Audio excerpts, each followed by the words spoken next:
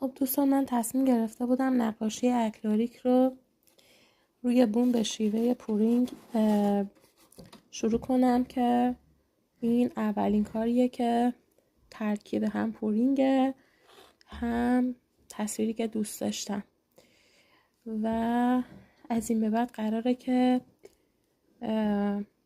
با رنگ اکریلیک نقاشی بکشم و بذارمشون برای فروش. آموزشاشو هم از یوتیوب نگاه کردم، ترکیب رنگ ها و استفاده از ابزار سشوار و کلا رنگ های و قلم و آب.